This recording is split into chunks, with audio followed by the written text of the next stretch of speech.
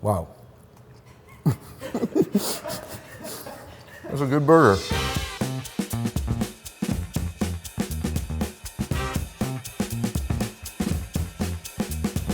Hey everyone, I'm Kenji Lopez-Alt, and this is Cooking 101, Burgers. We're going to talk about ground beef, the different ways you can buy ground beef, the different cuts of beef and the different flavors that you're going to get, how to handle the beef when you're making patties for various styles of burgers, and then we're going to get into specific sort of key styles of burgers, smash burgers, diner style burgers, and we're going to talk about both thick and thin burgers cooked on a grill. And we're also going to touch on some condiments and toppings and bottomings and everything else you need to know about burgers. When you go to the supermarket, you're gonna find a few different beef options. Starting from here, we got our preformed burger patties. The problem with a preformed patty is that you don't really know what you're gonna get.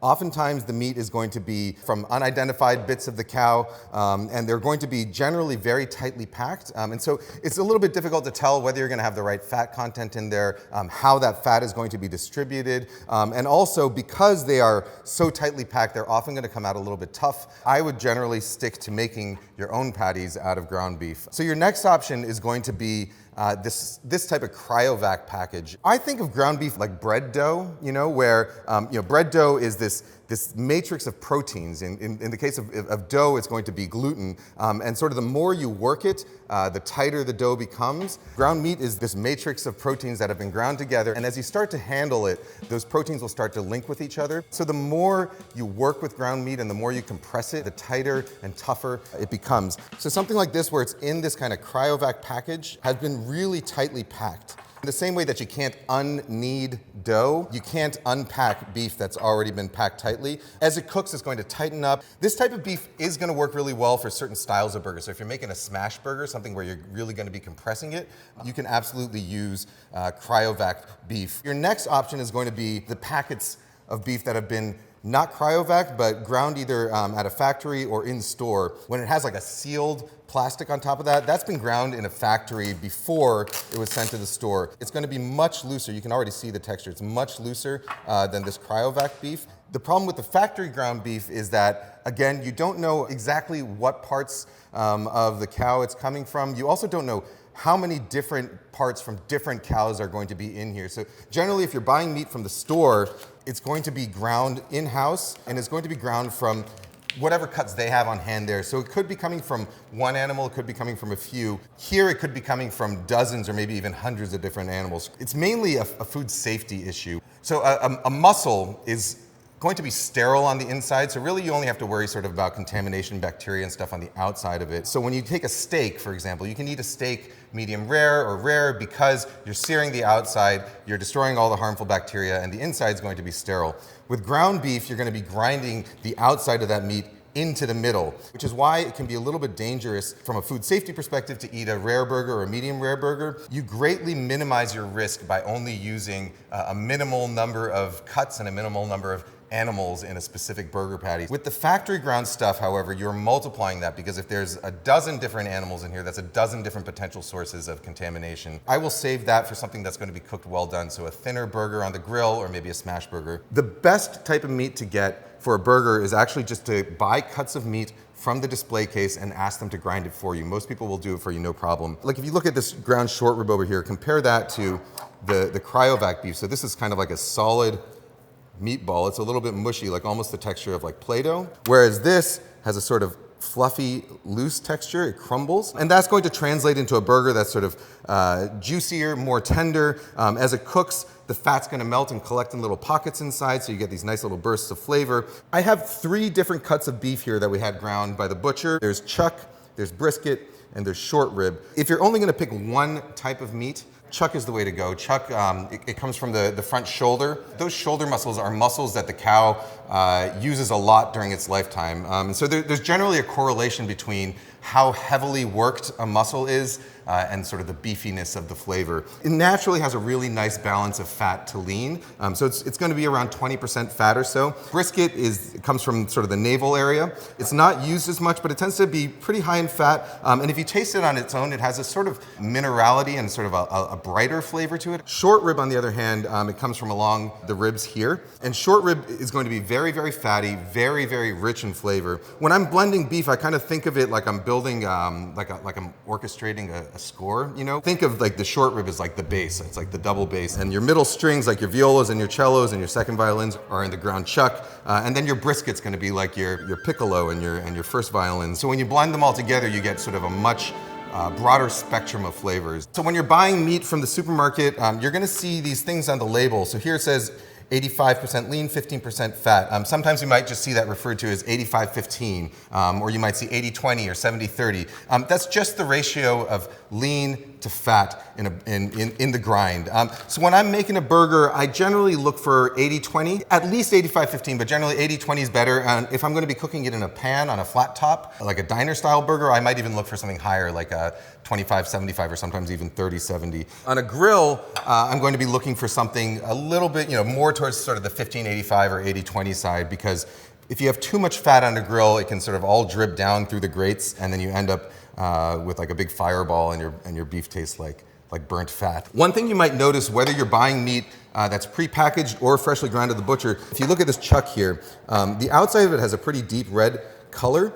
If I pick some up and I kind of open it up, you can see there's this kind of darker colored meat inside. This happens because of oxidation. So there is a pigment in meat called myoglobin. Blood is hemoglobin, that's the pigment in blood. Myoglobin is the pigment that makes muscle red. On the outside, it's myoglobin, it's red. When it gets packed on the inside and it loses oxygen, it becomes a form called deoxymyoglobin. And deoxymyoglobin has this kind of purplish color. So if you ever open up a pack of ground meat and you see that the outside is bright red and the inside is kind of brown, it's not the supermarket or the butcher trying to play tricks on you. It's just the natural reaction of beef to air.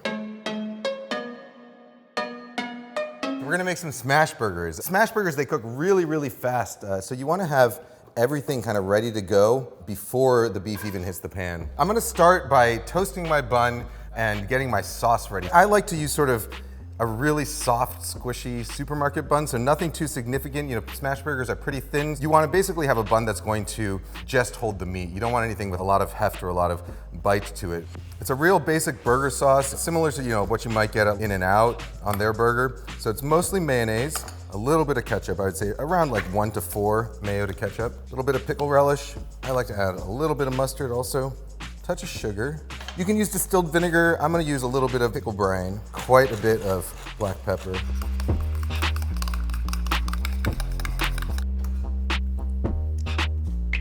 This is a case where you can use virtually any kind of beef. You can even use sort of the cryovac stuff, because we're going to be packing it pretty tight and then we're going to be smashing it down. The key here, is that a smash burger is really thin, it cooks really, really fast, and it's all about sort of developing that crust. I'm going to go maybe about 4 ounces, about a quarter pound, which is about this. With the smash burger, you can't really overwork the meat.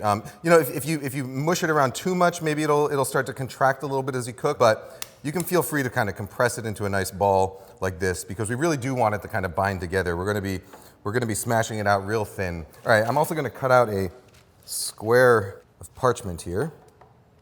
And this is what we're gonna use to make sure that it doesn't stick to the bottom of the spatula. We're gonna be cooking this in stainless steel. What happens is, if you were to use cast iron, or if you were to oil this first, or if you were to use non-stick, what happens is you would smash the burger out, but then because it doesn't stick to the pan, it's gonna start contracting. So the way you get those really nice sort of crispy, lacy edges on a smash burger is by using something that intentionally is a little bit sticky, so that as we smash the burger out, it stays in place. I'm gonna put my sheet of parchment on top, and then I'm gonna use the bottom of a pot here, and we want our pan to be nice and hot. At home, I have a steel plancha. I find that to be a really easy and effective way to smash burgers down. But here, you can use a spatula. The bottom of the pan, I think, works nicely because it fits inside. It doesn't get, the edges of the pan don't interfere with it. You can see how we got the edges really nice and thin. You want them to be held together with nothing but cheese and hope. So once we get that really nice browning, we're gonna cook this burger about sort of 90% of the way on the first side. And the second side is gonna be sort of barely touched. A nice stiff spatula, flip it over upside down so that you get leverage. And then we give it a flip. So you can see all these really crispy, lacy edges. That's where all the flavor in that burger comes from. And with a burger like this, that's really, really about the beef, I tend to not go overboard with my toppings. I like just pickles thinly sliced onions, and spread. With a smash burger, I actually want those kind of lacy edges to really hang out over the sides of the bun because I think those are sort of the most delicious part. So I go for something that's a little bit bigger than the size of the bun, or even a lot bigger. They're not so much about sort of internal juiciness. They're going to be plenty juicy because you got sauce on there, there's plenty of fat in there. They're really about kind of maximizing that Maillard browning and that deep beefy flavor all the way through. What I'm going to show you now is the way we do burgers at a couple of the restaurants that I've either consulted with or owned or opened. We do smash burgers, but rather than sort of one 4-ounce patty, we do a couple of smaller patties. The idea is that by doing 2 patties that are stacked on top of each other, you can get even more of that really deep brown beefy flavor.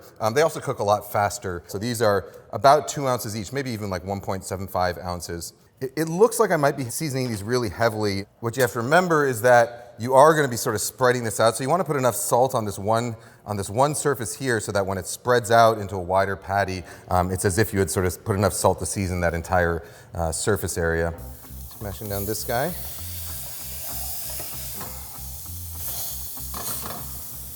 When you're cooking a smash burger, you want your pan preheated very, very hot because you're going to be kind of cooking these hot and fast. They're very thin. You want sort of maximum browning, so high heat for smash burgers. So this is essentially the same amount of meat as the bigger burger, but we're just smashing it a little bit thinner. I'm going to go in and scrape these out now. 1 slice of cheese. You know, so it cooks most of the way on that first side, so you really barely have to let that second side just kind of kiss the flame for a moment.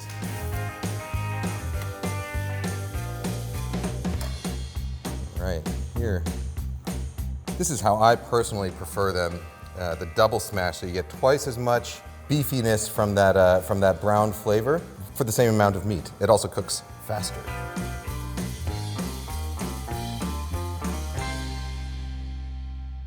All right, so now we're gonna cook some diner-style burgers. For me, a diner-style burger is any burger that's cooked on a flat top. You know, so the classic thing in a diner is to have a flat top where you're gonna be cooking your eggs for breakfast. You might be toasting your grilled cheeses and your melts. You might be cooking your bacon, and you're also gonna be cooking a burger on the sides. It can be thin, like say a Pie Burger in Pasadena, or it could be thicker, like J.G. Mellon in New York, and it's not smashed. When I'm making a diner-style burger, I really like to start with freshly ground beef because I want my beef to be sort of as loose as possible. So what I'm gonna do is I'm actually gonna blend a few different cuts here. So I'm gonna start with about 50% ground chuck. I think my finished burger will probably be around 5 ounces or so. And then equal parts ground brisket and short rib.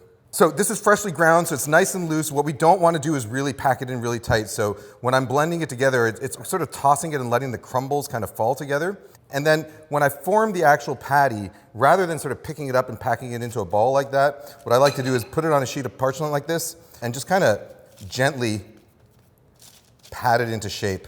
You know, really kind of pushing it only as much as it needs to be to barely hold together. And we're aiming for a size that's a little bit bigger than the size of the bun. As it shrinks a little while it cooks, it's gonna end up right around bun size. With a burger this thick, I do also like to push a tiny dimple in the middle. If it was even bigger, I would push a bigger dimple. But this one, I don't know if you can see it, but it's very, very slightly concave towards the center here. And you'll notice no salt, nothing in the actual meat. What happens is if you were to put salt inside the meat itself, the salt actually dissolves some of the muscle proteins so that they bind together much tighter. And so you end up with a patty that is that's going to shrink a lot more and also has sort of like a bounce to it. It does end up exactly the way a sausage texture is, kind of bouncy and springy because, well, a sausage is essentially just ground meat that's bound together with the help of salt. So over here I'm going to toast my bun, a little butter. What they call brioche buns at the supermarket these days are sort of a hybrid between a standard hamburger bun and brioche. So it's kind of like an extra buttery hamburger bun. I actually like this style of bun for a thicker burger, something that has a little bit more significance than, say, a smash burger or a really thin burger. I'm using a pan that basically just fits the patty. When you go to a diner, you'll see there's generally going to be a lot of burgers cooking side by side, and you get this kind of nice buildup of fat that's rendering out of the burgers. And so the fat kind of comes up the sides of the burgers a little bit, and the burgers almost kind of fry in their own fat. If you were to use a much bigger pan here and just cook a single burger in it, what happens is the fat runs out, it spreads out across the surface of it, so you don't get as much of that sort of like deeper frying action. This is a sort of medium-high heat. The idea is we want to get some good browning, but we don't want it to burn or anything before it cooks through to the center. So preheated on the high end of medium-high. And we're going to let that first side sear.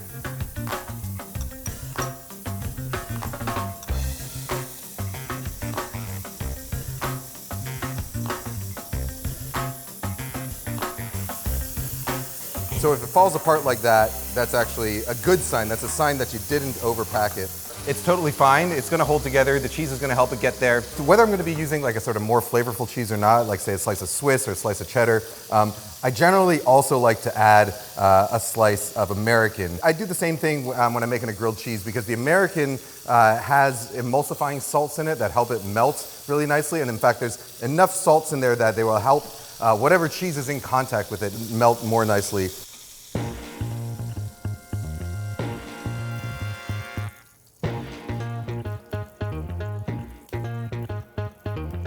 Gentle with it. Some pickles on there. This is going to be a multi-napkin affair.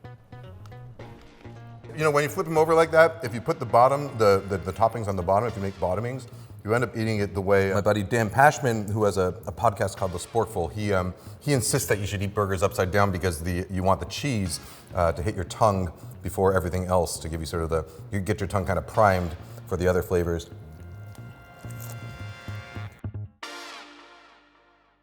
All right, so now we're gonna be cooking some burgers outside. For these, we're gonna take a slightly different approach.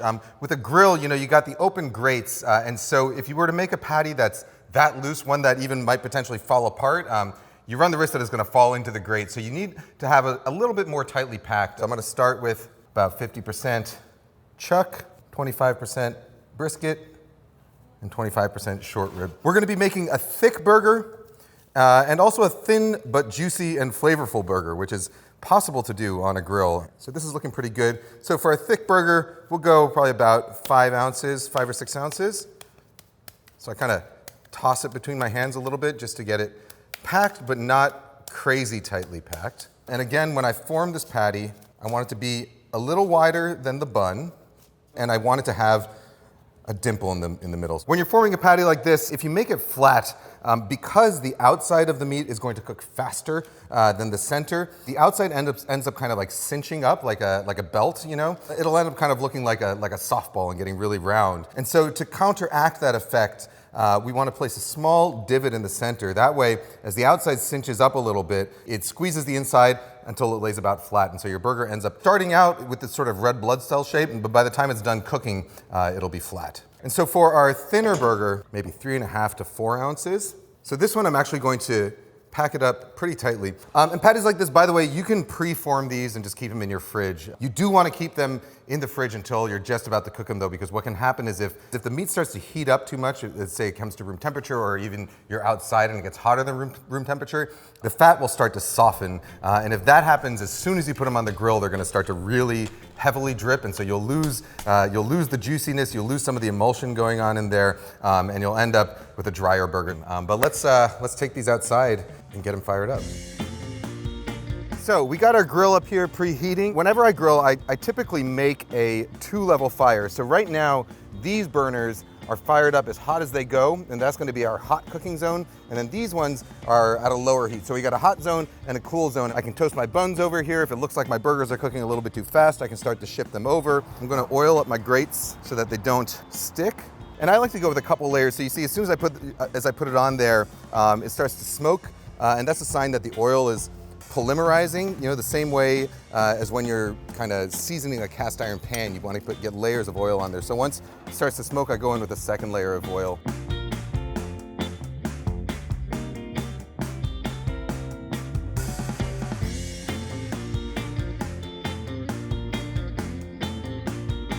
All right, so it's been a couple minutes. Let's see how our patties are doing.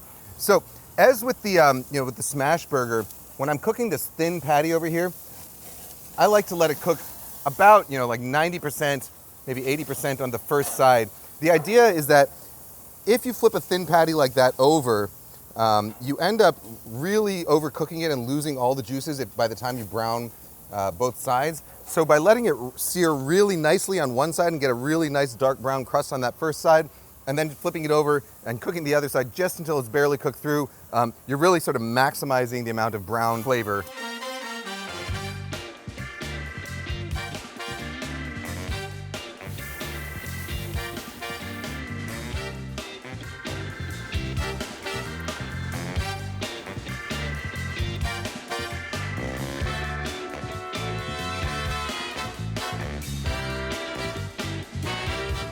I'm gonna put some pickles on the bottom, and my onions, shredded lettuce, shredded iceberg lettuce.